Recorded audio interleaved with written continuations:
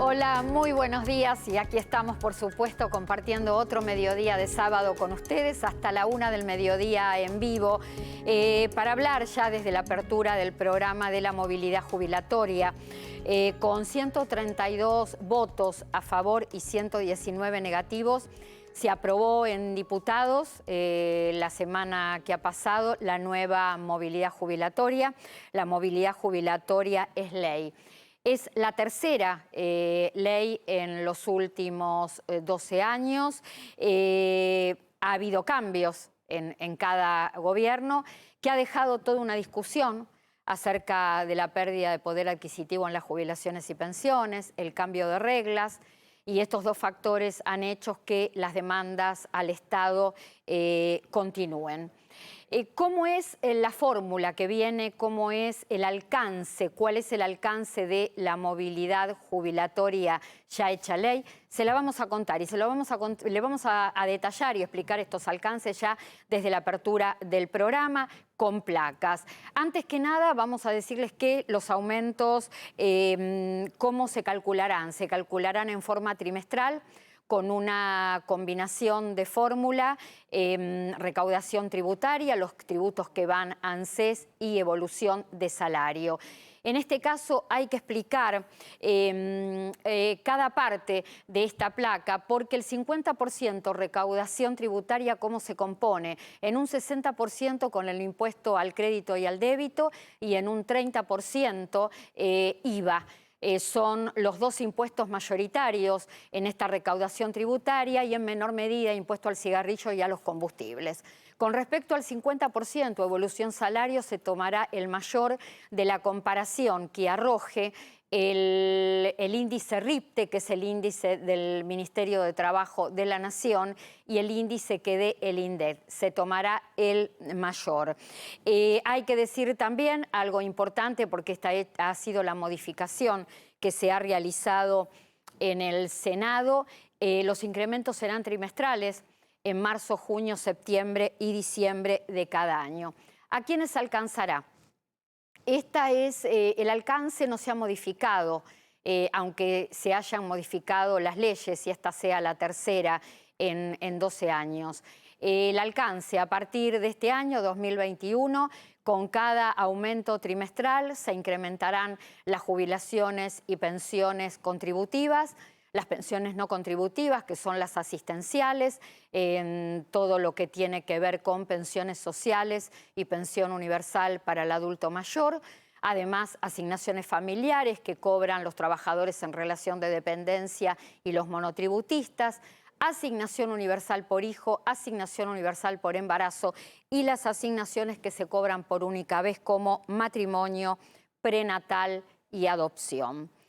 Hay un punto que se va a seguir de cerca, que va a ser quizá a medida que avance esta fórmula un tema de debate, y es el tope de la recaudación, que de alguna manera le pone un límite al último aumento de cada año que se establece en diciembre. Y voy a explicarlo con un ejemplo. Si entre el aumento que se dé en marzo, junio y septiembre, por recaudación tributaria y evolución de salario, suma un 25%, y el de diciembre da otro 5%, el de diciembre se compara con la recaudación total de ANSES y ahí es lo que resulte de diciembre. Por ejemplo, los 4 aumentos del año dieron un 30%, con un diciembre que dio un 5%. Si la recaudación total de ANSES da anualmente un 26%, el aumento de diciembre no va a ser del 5%, sino del 1%. Esos 4 puntos menos de recaudación se descuentan del último porcentaje del año, que es diciembre.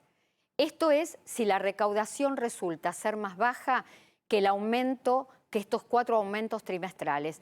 ¿Qué pasa si el caso es a la inversa? Si la recaudación tributaria termina resultando más arriba de lo que den los 4 aumentos trimestrales. Bueno, en este caso, si por ejemplo la recaudación tributaria diera un 32%, el aumento de diciembre no sería de un 7%, sino que se le pone un tope y seguiría siendo del 5%. A ver, ¿por qué esto? ¿Qué es lo que dice por lo menos el informe a través del cual se defendió inicialmente esta fórmula y este tope en la recaudación? Que se quieren mejorar las jubilaciones y pensiones sin comprometer las cuentas del sistema previsional. El gasto no puede desviarse más de un 3%. Es decir, que cuando uno ve estos ejemplos y llega al análisis de esta cuestión, los jubilados comparten pérdidas cuando llega la hora del total de la recaudación, pero no comparten ganancias. Creo que ninguna ley de movilidad, porque por estas horas nos empezamos a preguntar cuáles van a ser los resultados de esta movilidad jubilatoria sancionada. Ninguna movilidad puede funcionar en soledad. Tiene que funcionar dentro de un contexto económico, político y social y terminar con esta concepción de que el déficit fiscal en la Argentina se resuelve ajustando jubilaciones. Quiero expresar ya sobre el cierre de esta editorial un sentimiento. A mi entender el tratamiento fue corto. Fue corto en Senado, un poco más largo en diputados, pero resultó corto por la magnitud que tenía la medida que se estaba tratando, que tiene que ver con los mecanismos de aumentos en las jubilaciones y pensiones.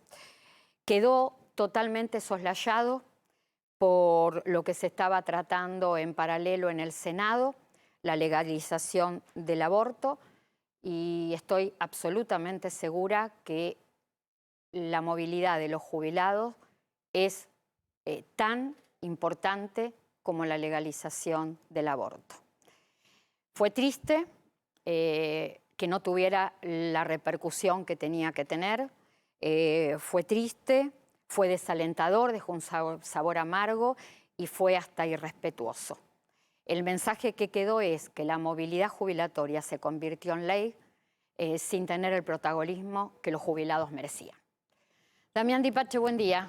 Buen día, ¿cómo estás, Clara? Y un tema de la ley de movilidad que va a traer también mucho debate, mucha discusión y que de alguna manera provocó en las primeras horas impacto. El monotributo no quedó incluido en la nueva movilidad jubilatoria. Bueno, ¿te acordás que durante el mes de diciembre nosotros incluso se publicaron las nuevas tablas de cómo quedaría en relación al 31% de la anterior ley jubilatoria? De hecho, estuvo vigente esa ley y se discontinuó por decreto. Todos los 1 de enero están las nuevas tablas del nuevo monotributo, tanto las escalas como los topes para pertenecer al régimen. Bueno, arrancamos primero del año sin esas tablas, AFIP todavía no las publicó. Y la verdad que es una falta de previsibilidad total, Clara, porque hay 3,5 millones de personas que no saben cómo quedan, no saben qué cuota tienen que pagar, no saben cuál es el tope en el cual continúa el régimen. Es una falta de respeto, porque en definitiva senadores y diputados sabían que quedaba encastrada el ajuste de las escalas y topes del monotributo dependiente de esta ley y que no tomaron nota, lo hicieron a propósito. No se entiende, la verdad que no se entiende. Es decir, desde siempre, desde el año 2009 que tenemos ley de movilidad en la Argentina, hasta el 2019, el monotributo en cuanto a montos de facturación anual y el costo, el monto de los aportes previsionales mensuales estaba atado a la movilidad jubilatoria vigente. Exactamente. De hecho, ya lo hemos dicho más de una oportunidad acá, el monotributo viene retrasado en cuanto a sus escalas y topes para pertenecer al régimen. Siempre mencionamos que desde el año 1998 el régimen tenía un tope de 100.000 pesos, que eran $100.000, hoy es de $12.000 en servicios y $17.000 en bienes, y que en el resto de la región, la realidad es que las diferencias son abruptas. Para pertenecer al régimen simplificado en Uruguay es $500.000, en Brasil es $1 millón, pero además a esto se le suma que por ahora no hay mecanismo de actualización, me imagino que lo van a abordar, no se sabe cuándo. Es decir, 3,5 millones de personas que son trabajadores independientes encuadrados dentro del monotributo quedaron en un limbo a partir del momento, del minuto 1 posterior a la sanción de la ley. Absolutamente. Lo único que hubo es un comunicado oficial de AFIP en el cual dice que no se los va a excluir de oficio por digamos, el paso sistémico. ¿Qué es el paso sistémico? Es cuando uno pasa el tope del monotributo y debería pasar al próximo régimen. Bueno, en diciembre no se va a contabilizar, pero tampoco dice cuál va a ser el tope para pertenecer al régimen en el mes de enero. Yo hablé con prensa de AFIP y me dice, bueno, tenemos tiempo hasta el 20 de enero, porque generalmente las recategorizaciones son hasta el 20 de enero de principio del año y las escalas también. Entonces, reiteremos para toda la gente que por estas horas, en estos minutos nos está viendo, está consultando, ¿esto cómo puede subsanarse? Esto se puede subsanar o porque la AFIP directamente publique las tablas en relación al 31% de lo que era la anterior de ley jubilatoria o por un decreto que determine cuál sería el nivel de aumento. En algún momento se habló que esté en línea con la inflación y lo otro que va a quedar pendiente, ¿cuál va a ser el mecanismo de ajuste? ¿Cuál mecanismo de ajuste va a tener el monotributo de acá en más?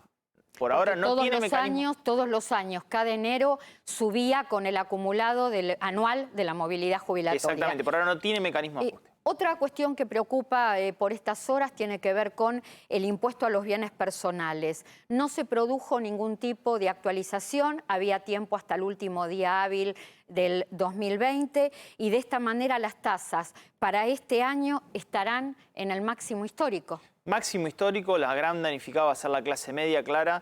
Yo cuando Duhovne volvió a reincorporar los bienes personales, recordemos que puso un nuevo tope de 2 millones de pesos, dije, no tiene mecanismo de actualización esto, por lo cual cada vez va a ser más. Los que pagan van a pagar más y los que no pagan van a comenzar a pagar, Clara. Por el efecto de la inflación. Por el efecto de la inflación, porque imagínate, 3 años acumulados de inflación hace que mucha gente que declare bienes que obviamente en pesos, en términos nominales, van a superar ese tope de 2 millones, van a empezar a pagar bienes personales. De bienes personales, de tener muy bajo nivel de participación en la recaudación, se va a convertir en un gran protagonista. Pero va a ser un golpe fuerte, pero muy fuerte a la clase media, el hecho de no que tenga mecanismo de ajuste. Evidentemente hay afán recaudatorio detrás de este impuesto. Recordemos que con la gestión de Alberto Fernández, ya Duhovne lo había reincorporado, con la gestión de Alberto Fernández lo que se hizo es sumir las alícuotas. Sí. Alícuotas que van del 1,25% para los que tienen bienes declarados en Argentina y asciende a 2,25% para los que los tienen declarados en el exterior. Lo último, con respecto a este tema, ¿cómo se puede modificar esta cuestión? ¿A través de un decreto o es necesario sí o sí una ley? ¿Y esa ley puede ser retroactiva? Bueno, la retroactividad no creo que suceda. Sí se puede incorporar dentro de lo que es esta ley una modificación respecto de la ley de bienes personales, de este impuesto de bienes personales, donde tengo algún tipo de mecanismo de ajuste. Siempre ese mecanismo de ajuste va a ser tarde, porque evidentemente lo que vas a tener es 3 años por delante donde no se ajustó. Lo que sí puede haber es que en esa misma ley se contemple un nuevo tope para el régimen y de ahí en más poner un mecanismo de ajuste que obviamente debería estar en línea al menos con la inflación. Ya saludamos a Gustavo Mena, quien es diputado nacional de Juntos por el Cambio, para hacer un análisis y la visión que le ha quedado a la oposición de la ley de movilidad sancionada la semana pasada. Gustavo, buen día. ¿Qué tal? Buen día. ¿Cómo está usted? Gracias por atendernos. Un gusto. Bueno. Su análisis, por favor.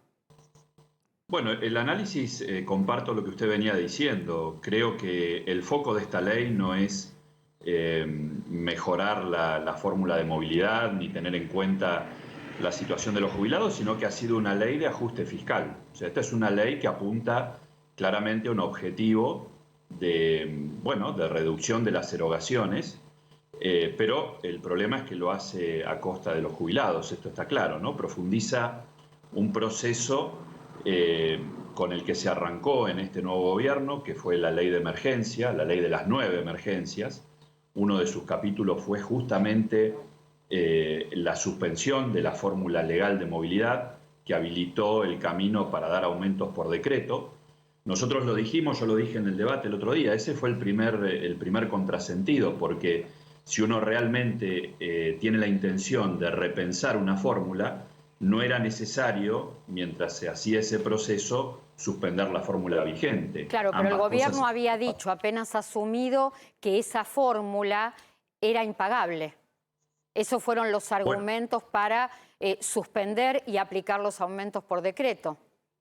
bueno, esa manifestación es real, creo que fue una confesión, ¿no? Una confesión de parte, si bien después se lo quiso maquillar con este argumento de la solidaridad. Normalmente el gobierno, cuando sube un impuesto o hace un ajuste sobre algún sector de la población, llamativamente le pone el mote de solidaridad. Bueno, de solidaridad no tuvo nada.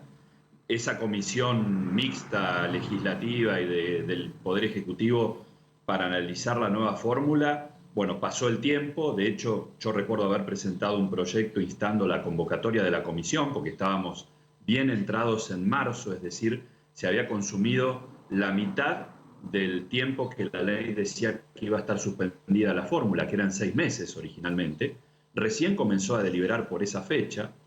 En junio se prorrogó la suspensión por decreto, algo que la Cámara Federal de Paraná invalidó en un fallo de hace un mes por inconstitucional, porque no se puede incursionar en DNU allí donde hay una delegación legislativa. Esa es una doctrina antaña de la Corte. Y en definitiva, la comisión hizo que deliberaba. La verdad que fue una pérdida de tiempo, fue un maquillaje. Y finalmente vino este proyecto de ley, debatido a las apuradas. Y cuando ustedes insistieron desde el momento que se trabajó en este proyecto hasta el momento de la sanción, en volver a incorporar, en que se volviera a incorporar el componente de inflación como garantía si esta fórmula resultaba inferior a los números del costo de vida, ¿cuál fue por lo menos el argumento del oficialismo? No, no hubo argumentos. La verdad que no hubo argumentos. No hubo consideraciones que justifiquen prescindir de algo que, por un lado, está previsto en los sistemas jubilatorios de todo el mundo. Pero, por otro lado, en Argentina no puede dejar de considerarse la inflación, porque la inflación no es un fenómeno coyuntural. Es un fenómeno que nos ha acompañado los últimos 70 años. Lo que pasa es que veníamos de 2 años donde se había aplicado el 70% de componente inflación combinado con un 30% de salarios y los jubilados habían perdido 20 puntos de poder adquisitivo. Sí, eso fue más que nada, creo yo, en el empalme, ¿no? Entre la fórmula pre-2017 y la del 2017. Pero creo que el mecanismo tuvo o tenía más en cuenta este fenómeno que, como digo, es estructural. Nada hace pensar que el año que viene la inflación vaya a ser menor, todo lo contrario. Ya el propio Banco Central pronostica una inflación por arriba de la ley de presupuesto, en el orden del 50%. Esto se intentó hasta último momento, incluso en el debate en particular de la ley. Bueno, digamos, los distintos dictámenes de las distintas fuerzas de oposición promovieron, aunque sea poner la inflación como salvaguarda, pero no hubo caso. La verdad que esto era una decisión tomada de antemano. Gustavo Damián Dipache, le hago una pregunta. Bueno, evidentemente usted entiende que la ley que habían sancionado ustedes es mejor que la actual ley de movilidad jubilatoria. Recién yo hacía mención a que ni diputados, bueno, diputados sobre todo, presentaron un proyecto de ley para la actualización de las escalas del monotributo, del cual depende 3,5 millones de personas. Usted como diputado, ¿qué siente que esa ley planteaba el mecanismo de ajuste y hoy no están y hay 3,5 millones de personas que no saben cómo se ajustan las escalas y topes? ¿Qué tal, Damián? Buen día. Sí, totalmente de acuerdo. Nosotros lo hemos tenido en cuenta. De hecho, quien lideró por nuestro bloque todo este proceso, el diputado Cacase de San Luis, Alejandro Cacase, que es quien escribió el dictamen de rechazo, hace esta advertencia: monotributo, todas las demás prestaciones o beneficios contributivos y no contributivos que están asociados a esta fórmula. Porque es cierto, tu señalamiento es correcto, se hace foco en los jubilados, pensionados, pero en realidad el universo de personas afectadas por esta situación es mucho más amplio. Monotributistas, veteranos de Malvinas, beneficiarios de la AUH. Sí, son 18 millones de prestaciones previsionales y sociales del Sistema Nacional. Exactamente, son 18 millones de personas, es decir que la afectación o se proyecta esta decisión va mucho más allá del sistema jubilatorio. Y la verdad que sí, que genera un impacto negativo porque al no actualizarse, bueno, pasa como pasa con el sistema tributario en general, Claro. no solo en el tributo. Digamos, la inflación genera un proceso que provoca, pasó con el llamado impuesto a la riqueza, en donde bienes que están afectados a la producción, muchas pymes, la mayoría, entiendo yo, no son personas jurídicas, son personas humanas. Bueno, hay muchos bienes en los que la inflación provoca que de buenas a primeras el patrimonio de una persona sea ficticiamente más alto y quede incorporado a la tributación.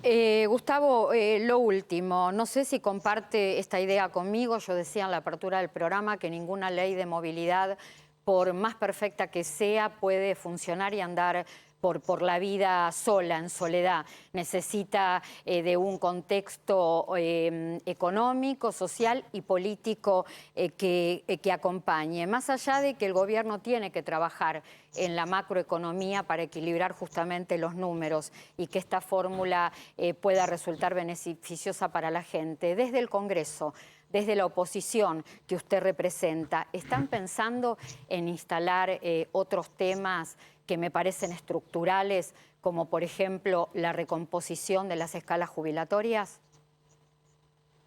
Sí, yo creo que es un conjunto, obviamente que está condicionado por lo fiscal y lo fiscal está condicionado o mutuamente condicionado por la macroeconomía, pero obviamente a nosotros nos preocupa, en mi caso, yo soy de la provincia del Chubut y hemos a lo largo del 2020 presentado muchos proyectos de ley para atender la situación de las economías regionales. Sin ir más lejos, este decreto 1060 que fue publicado el 30 esboza ahí una baja y eliminación de retenciones a algunos productos de economías regionales, pero nos han dejado absolutamente al margen a las provincias patagónicas. Por ejemplo, no está contemplada la pesca, que es el octavo complejo exportador argentino, que emplea a más de 20.000 personas y que hoy por hoy está focalizada las capturas y los desembarques en las provincias patagónicas, en los puertos patagónicos. Nos pasó todo el año pasado a mí me preocupa especialmente el tema de la energía. Hay una caída muy pronunciada en la producción de gas. Esto es un problema para todo el país, pero es un problema especialmente para la región patagónica, donde están ahí las inversiones y el empleo en esta materia. Se ha abandonado las renovables. La Argentina, se juzgue como se juzgue al gobierno de Macri, hizo una revolución en materia de energías renovables. Pasamos del 0,5 de incidencia en la matriz energética al 8. Y esto debería continuar, pero en la obra pública, en lo que está previsto en el presupuesto para el año que viene, las obras de transporte energético, sobre todo, sin las cuales no se puede continuar invirtiendo en desarrollos de renovables, han sido dejadas de lado. Entonces, todo eso conspira contra una idea de crecimiento sostenible y, sobre todo, de desarrollo de nuestra economía. Gustavo Mena, muchísimas gracias. Gracias por habernos atendido. Que tenga buen año. Feliz año para ustedes también. Gracias. Superviel tiene beneficios especiales para los jubilados. Todos los jueves disfruta de un 50% de ahorro con tu tarjeta Superviel de débito en todas las farmacias y perfumerías del país. Conoce más en superviel.com.ar. Human Banking de Superviel. Mira. Con tu tarjeta Superviel de débito, tenés beneficios pensados para vos, como los jueves de jubilados, con un 50% de ahorro en todas las farmacias y perfumerías del país. Escucharte y pensar beneficios para vos. Eso es Human Banking de Superviel. Bueno, vamos a seguir hablando con Damián Di Pace. Un tema importante, devolución, reintegro del 15% del IVA con compras con tarjeta de débito se prorroga hasta marzo. Se prorroga hasta marzo, Clara. Recordemos que es el 15%, tiene un tope de 700 pesos. Bueno, no se actualizó eso tampoco por inflación, por lo cual también el beneficio es menor para aquel jubilado pensionado que puede utilizarlo. Pero sí se prorroga hasta el mes de marzo la devolución del 15% de descuento en compras con tarjeta de crédito para los jubilados, ¿no? Está en línea Mirta Tundis, diputada nacional del Frente Renovador y también integra el Frente de Todos para analizar la fórmula de movilidad jubilatoria que se ha aprobado la semana pasada en el Congreso Nacional. Mirta, buen día. ¿Qué tal, Clara? Buen día. Gracias por atendernos. Mirta, No, esto lo estuvimos hablando inclusive en las horas del debate y con posterioridad a la sanción. ¿Esta es la mejor movilidad que se haya tenido o logrado o es lo único que se puede pagar en este contexto de país? ¿Cuál es tu análisis? Mi análisis es que la movilidad, y a través de los mismos fallos de la Corte Suprema de Justicia, tienen que basarse en los salarios. Salario y recaudación, porque es lo que tiene ANSES, ¿no? Y no de ahora, ya desde antes de los años 80 teníamos el IVA incorporado dentro del sistema de la seguridad social, dentro de las cajas de jubilaciones, dentro de la recaudación. Vale decir que los fallos judiciales de la Corte Suprema de Justicia avalan que las fórmulas no pueden ser vía inflación. Ahora bien, ¿es la mejor fórmula? ¿Es la buena? ¿Es la mala? No hay ni buenas ni malas. Tienen que ser efectivas. ¿Efectiva fue la inflación? No, porque de la manera que era la fórmula de inflación iba detrás de la inflación, porque nunca se aplicaba la inflación del momento. Entonces, cuando hoy tantos jubilados como trabajadores tenían todos los aumentos inflacionarios, recién en el caso de los jubilados lo cobraban al año siguiente, o sea, durante esos 6 meses tenían que absorber todo lo que se había disparado la inflación. ¿Fue buena? No, la experiencia fue mala. Yo entiendo que este año hubiese correspondido mucho más. No en el caso de las mínimas, que estuvieron ahí empatadas. Algunos dicen la inflación fue un 42% hubiera correspondido por la ley suspendida. Exactamente. Y estuvimos entre 24 las máximas de incremento y un 35,3% las mínimas por decreto. Eso yo no lo desconozco. Nunca estuve de acuerdo con aumentos escalonados. Dije que iban a generar juicio y está más que demostrado que los juicios están. O sea, yo no soy la que gobierno, yo no estoy en gestión, estoy en la Cámara de Diputados, simplemente puedo decir lo que pienso, no puedo modificar decisiones gubernamentales. La situación no lo permitía, porque también desde la oposición se habla de esta situación y es cierto, yo no voy a desconocer que los jubilados perdieron este año. Los de la mínima no tanto, porque además recibieron los 2 bonos de 5.000 y el bono de 3.000. Acordémonos que la oposición, cuando fue gobierno, cuando se disparó la inflación, le dio bonos a los planes, a la asignación, a los jubilados no. Entonces, hay que ser objetivo, hay que hacer mea culpa. Yo hago mi mea culpa que este año los jubilados no tuvieron el aumento que se merecían. Pero la verdad... Claro, Mirta, este año por decreto y también los aumentos, y con los aumentos de la movilidad suspendida, los jubilados vienen de 3 años de perder sistemáticamente poder adquisitivo. Por eso tanta preocupación si esta fórmula termina resultando inferior al costo de vida. A mí me gustaría remarcar algo.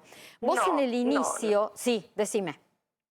No, yo te digo que no va a ser inferior al costo de vida. O sea, en los primeros trimestres sí, quizás no sean los aumentos que uno desearía para recuperar el poder adquisitivo que se perdió. Sí, un 20% durante 2 años, como bien lo explicabas vos, hace 3 años que vienen perdiendo, no es que hace un año, hace 3 años que vienen perdiendo, más todo lo que perdieron este año. Sí, efectivamente. Lo cierto es que la fórmula fue suspendida, no fue derogada, y yo apelo a la buena voluntad del gobierno que cuando se recupere la economía realice una recomposición de esa pérdida que tuvieron los jubilados. Apelo. Y es más, yo te doy un ejemplo, simplemente de un trimestre que no se va a tomar, porque es de lo que tenemos los números, tanto la recaudación como variación de los salarios. En ese trimestre, que no es precisamente el que se va a tener en cuenta, ya la fórmula, y no con una recaudación importante ni variación de salarios, ya daría para marzo un 8,25%. Entonces quiere decir que no es que la fórmula dé un aumento bajo, el tema es que el costo de vida es alto, el problema es que seguimos... Sí. Yo quería destacar lo siguiente, vos al principio... del debate en diputados estabas planteando algo que era como una garantía y hasta tranquilizador, ¿no? Sí, La inflación en la Argentina es tan eterna como el problema que vienen teniendo los jubilados. Vos lo conoces perfectamente, sabés del tema, tenés toda una trayectoria acá en esta cuestión. Vos habías planteado la posibilidad de que se creara, de que hubiera un monto complementario para los jubilados y pensionados, si la inflación si el costo de vida resultaba mayor a la fórmula, que saliera del excedente de la recaudación, creándose un fondo fiduciario. ¿Por qué esa garantía no prosperó en el día del tratamiento? Porque la verdad es que la fórmula tenía que salir, porque si no tenía que volver a senadores, y no se me aceptaban los cambios, lo cual, de todos modos, he hablado con el presidente de la Cámara, Sergio Massa, con el secretario de Seguridad Social, Urit Goni, se van a tratar dentro de la reglamentación, tratar de favorecer lo mayor posible. Es cierto que mi planteo era modificar el artículo 4, donde, por un lado, no los jubilados, sino los que se tienen que jubilar, le van a aplicar la actualización por actualización de cada 3 meses, y yo decía que no, que la actualización tiene que ser mensual. Y por el otro lado, lo que bien decís vos, la creación con el excedente de un fondo que al final del año, o cuando la fórmula de mar, complemente un poco, a través de bono, a través de lo que sea, la pérdida que tiene el jubilado. No se me aceptaron en el planteo que hice en el bloque los cambios, ni las modificaciones, ni los agregados. Pero bueno, hay un compromiso de tener en cuenta en los decretos reglamentarios y en la aplicación de la misma de tratar de beneficiar.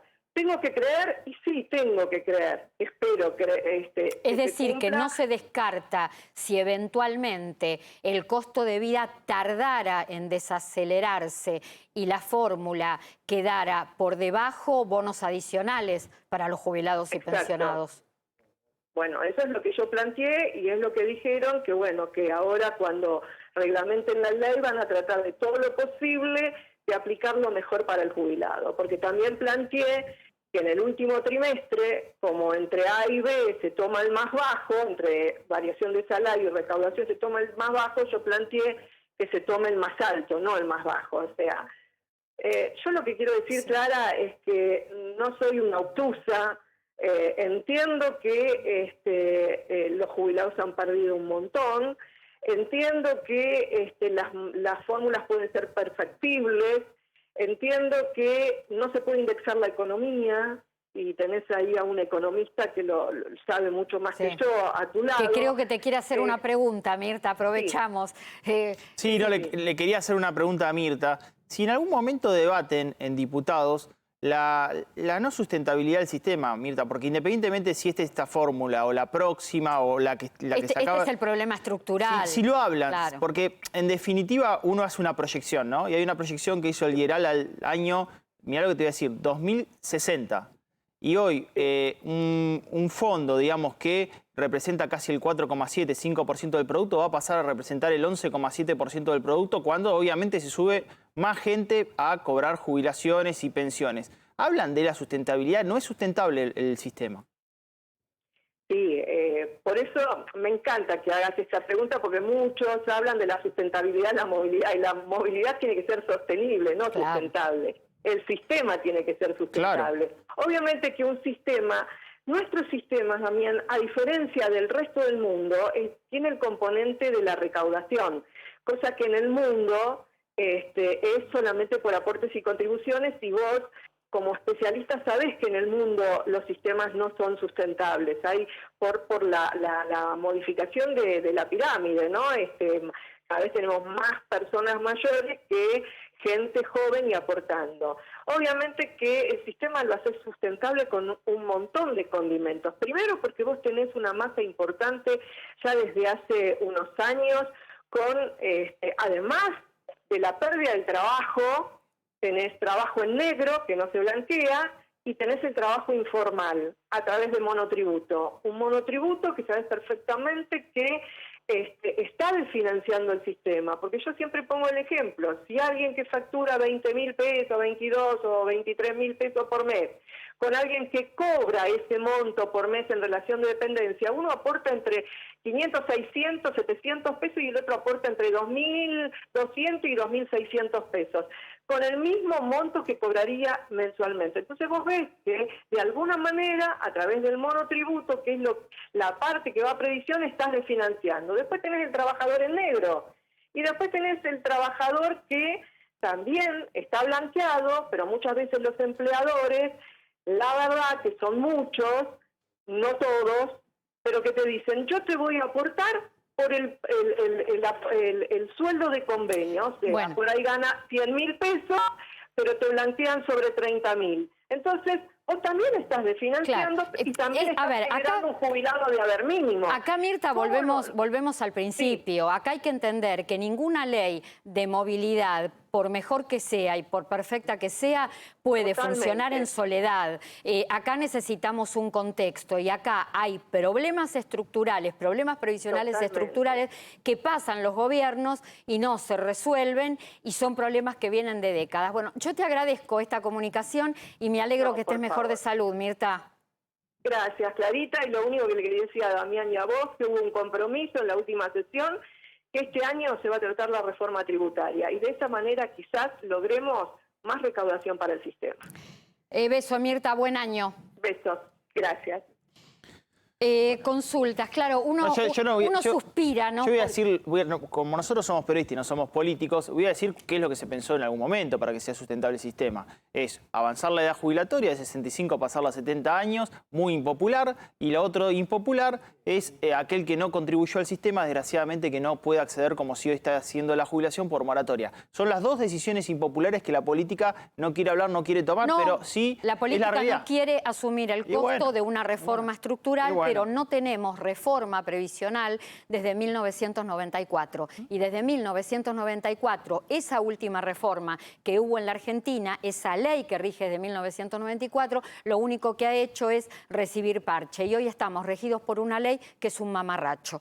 Y hay que cambiarla ahora, hay que cambiarla en beneficio de la gente, no hay que cambiarla para que cierre un modelo económico. Y una reforma previsional no puede encararse solo con el aumento de la edad jubilatoria. Nosotros tenemos que resolver muchas cuestiones que tienen que ver con una reforma previsional encadenada a una reforma laboral y tributaria y principalmente lo que hay que resolver en la Argentina es la tasa de sustitución. Es una vergüenza lo que viene pasando desde hace muchísimos años y la diferencia abismal que hay entre el último salario en actividad y el primer haber de la jubilación. Liliana Heredia, Damián, se prolonga la fecha de previaje porque terminó el 31 de diciembre del 2020 y se comenta que se va a prolongar hasta febrero, ¿sí? Se prolonga básicamente, Clara, porque está complicado. ¿Sabes que hay un informe, por ejemplo, en la costa atlántica, donde hay un 70% de vacancias? Solamente hay entre un 30 y 40% de alquileres. En el interior del país el turismo también no está en el mejor momento. Se prolonga, eso está disponible, lo pueden seguir utilizando para obtener el 50% de descuento en compras que hagan en el destino en su viaje, ¿no? Elsa Morena, ¿a partir de cuándo se pagan bienes personales este año? 2 millones de pesos se paga bienes personales. Recordemos que hace un ratito, la vivienda no paga. La vivienda, si tenés una vivienda, hay que declararla, pero no paga bienes personales. A partir de ahí en más, si tenés un auto, una cochera, ahí ya tenés que empezar a pagar bienes personales. Y acá estamos respondiendo con la placa que se está poniendo al aire, que vos creo que tenías la consulta, que me la hacías hace unos momentos. ¿Cuándo cobran en enero jubilaciones y pensiones? Acá estamos viendo el cronograma completo del mes de enero.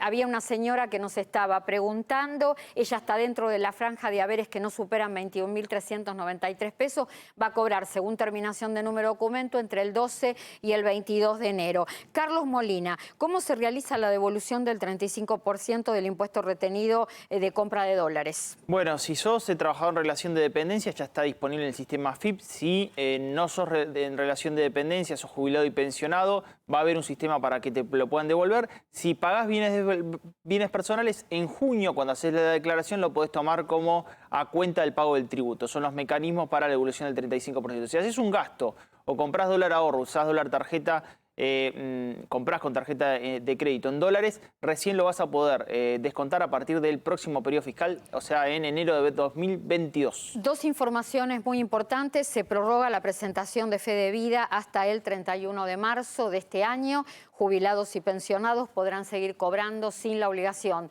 de presentar el certificado de supervivencia todos los mensuales que quedan hasta el mes de marzo. Diciembre, si todavía no cobraron diciembre, enero, febrero y marzo. Ustedes lo están viendo en pantalla en grande porque son 7 millones de personas que se están preguntando, 7 millones de personas en todo el país, jubilados o pensionados, que se están preguntando cómo sigue la fe de vida en el 2021. Ahí lo están viendo. Y el tema de cajeros automáticos, otra prórroga determinada por el Banco Central de la República Argentina. Depósitos, extracciones y consultas serán gratuitas en todas las redes, Red Banelco, Relin, hasta el 31 de marzo del 2021 en los 18.000 puntos bancarios que hay en todo el país. Además, deben saber que hay otros 17.500 puntos extrabancarios a través de los cuales se puede extraer dinero, comercio, farmacias, supermercados, estaciones de servicio. Entonces, sin costo alguno hasta el 31 de marzo. Ya saludamos al doctor Eugenio Semino, titular de la Defensoría de Tercera Edad de la Ciudad Autónoma de Buenos Aires, al doctor Adrián Trócoli, abogado previsionalista. Ya los estamos viendo a los dos. Buen día. Qué blancos que se han venido. De verdad, los dos de blanco. Se pusieron de acuerdo para recibir el 2021. Nos pusimos de acuerdo. Eugenio, ¿qué tal? ¿Cómo estás? Clara, Damián. Bueno, por supuesto, ustedes son dos personas claves, conocedores en todo lo que tiene que ver con los temas que hacen a la seguridad social, así que es importante en el día de hoy el análisis de cada uno con respecto a la nueva movilidad jubilatoria sancionada la semana pasada. Esta semana, perdón. Mira, yo para hacer juego y vestirme de blanco también me tuve que hacer los claritos en la barba. Así que es la renovación del año, que yo la veo en el peinado de ustedes también, tanto en el tuyo, Clara, que queda muy bien, pero en el de Dipache, que me sorprendió más también. Me parece que lo que no cambia es la hipocresía del sistema político argentino para con los jubilados. Los jubilados de la mínima, no sé si vieron esta cuestión que es simbólica, pero que resulta muy aleccionador respecto a la continuidad de esa hipocresía y ese abuso y maltrato sobre los adultos mayores del sistema político. En diciembre de 2019, las mínimas fueron de 19.000 pesos y en diciembre de 2020 fueron de 19.000 pesos. Recuerden que en aquel año había 14.000 pesos de mínima y hubo un bono de 5.000 pesos. Pasó un año, 43.000 muertos en Argentina, el 80% jubilados, adultos mayores, cientos de miles de jubilados enfermos, con comorbilidades que hoy no se atienden, con las familias que después de la pandemia perdieron ingresos y no los pueden ayudar, y la miseria del 2019 se repite en el 2020 con ese 40% que en 3 años ambas administraciones de por medio tuvieron los saberes de los jubilados. Y concluyo con una norma que lo que hace es blanquear el brutal ajuste, el fenomenal ajuste que durante este año se hizo sobre las jubilaciones y pensiones, con todos los reajustes hacia la mínima. Y yo le digo a la oposición, que hoy está correctamente crítica en este sistema, si suponían que cuando se decretaba la emergencia previsional, lo que se avecinaba no era la continuidad de la política regresiva que ya se había dado en la administración anterior. Adrián. Bueno, yo quería empezar por lo que no cambió. Me parece que un poco lo dijo ya la diputada que estuvo hace 2 minutos, Mirta Tundis, un poco se quejaba de las cosas que no se pudieron introducir.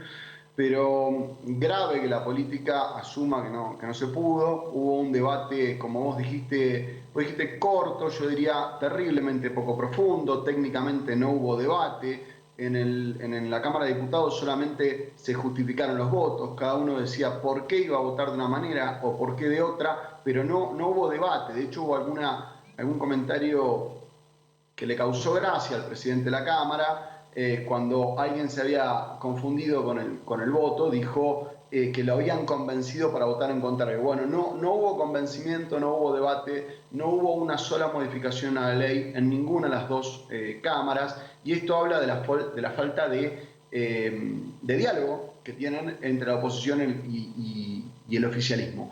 Me parece que sin diálogo no podemos construir. Este es, creo que no es la primera vez que lo escucho, no es la primera vez que veo unos debates de este tipo, pero es sin lugar a duda la conclusión de esta ley. Como dice Eugenio, sin lugar a duda es una ley para el ajuste, pero quiero empezar por lo que no cambiaron. Quiero simplemente que queden claras tres cositas para hacer un resumen sencillo. Primero, no se modifica el cálculo de haber inicial. Cuando uno se jubila, hay un método de cálculo, esto es cómo actualizamos las remuneraciones, y seguimos con el sistema que había instaurado el año anterior, que era, si se quiere, de lo peorcito que se le había criticado a la ley anterior. Había diferencias según cuando uno se jubilara para historias exactamente similares. Dos personas que trabajaron al mismo tiempo con el mismo sueldo podían tener diferencias del 9,5% en su haber según cuándo les tocara jubilarse, cuando, exagerando un poco la cosa, el ANSES le diera turno. Esto es una barbaridad, esto es una distinción que no tiene sentido, pero aún así es una distinción legal e irracional. Bueno, dentro de lo irracional mantuvieron esto. El segundo punto es que mantiene la emergencia del año pasado, que justificó hacer aumentos escalonados, dijeron, diferenciados entre los que más y los que menos cobraban, ad eternum. Esto es, vamos a ser solidarios, o van a ser solidarios ustedes que tienen un poco más de plata, les vamos a sacar el aumento que le corresponde y se lo vamos a mantener para siempre. Yo digo solo una cosa, la emergencia es válida pura y exclusivamente mientras tenga un coto temporal. Esto es, podemos tener por una limitación en los derechos jubilatorios, pero por un tiempo determinado. Acá, al mantener lo que se le quitó a lo largo del tiempo, están manteniendo la emergencia para siempre. ¿Sí, Clara? Eugenio, no. Cierro ya. Les quería decir que me quedan 2 minutos de programa, un cierre de cada uno. En cuanto al tema más que nada de los resultados, vamos a suponer que la macroeconomía mejora y que esta fórmula de movilidad jubilatoria no va a estar sola, sino dentro del contexto adecuado. ¿Ven que los resultados puedan ser buenos para los jubilados y pensionados? Muy cortito a ambos, por favor. Voy a tratar de ser muy explícito. Si a la economía le va muy bien, a los jubilados le va a ir igual que ahora. Y si le va muy mal, van a caer porque tiene techo y no tiene piso la fórmula. Adrián. Vale decir que los jubilados vuelven a ser socios en las pérdidas y no gozar de las ganancias. Adrián, por favor, muy cortito para cerrar. Exactamente lo que dice Eugenio es que hoy los jubilados de la mínima tuvieron una pérdida del 20%, sin contar el número fuerte que contó Eugenio, que cobraron lo mismo en diciembre de 2019 que en diciembre de 2020, pero los jubilados de la mínima hoy están cobrando un 20% menos que tienen que cobrar, los de la máxima un 31%, y esto no se recupera con la fórmula de movilidad.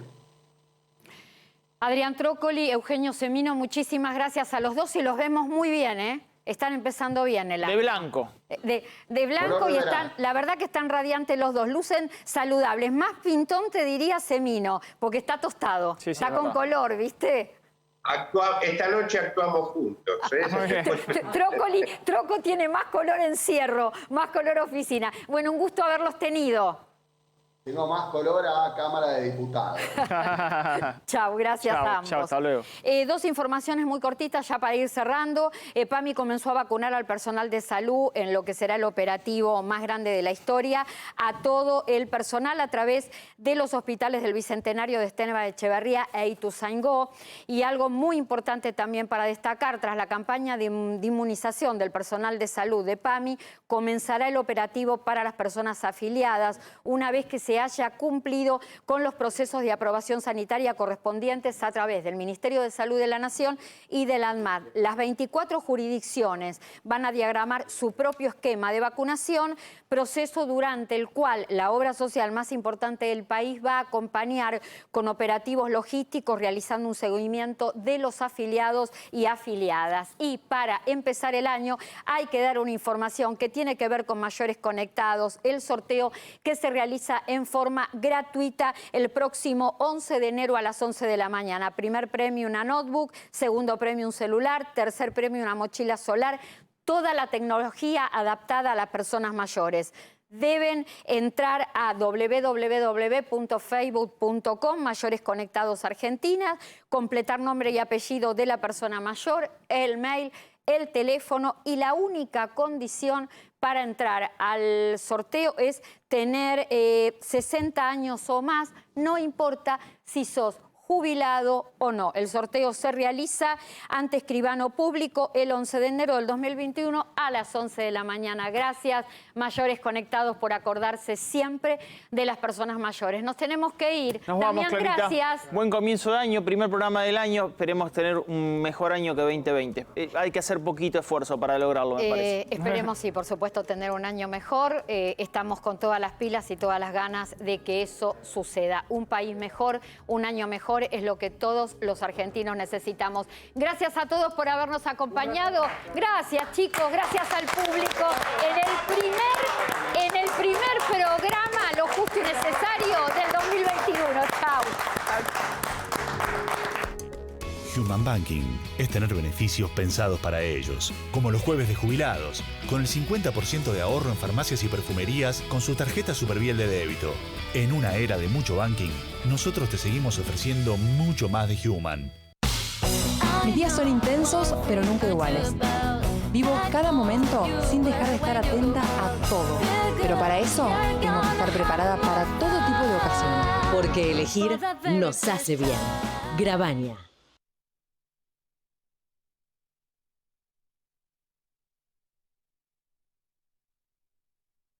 La red de farmacias es el sistema de salud más eficiente del país para que accedas a tus medicamentos y recibas información del servicio farmacéutico adecuado. Millones de jubilados y pensionados pasan por las farmacias argentinas. Son historias cotidianas que compartimos con afecto, respeto y profesionalismo.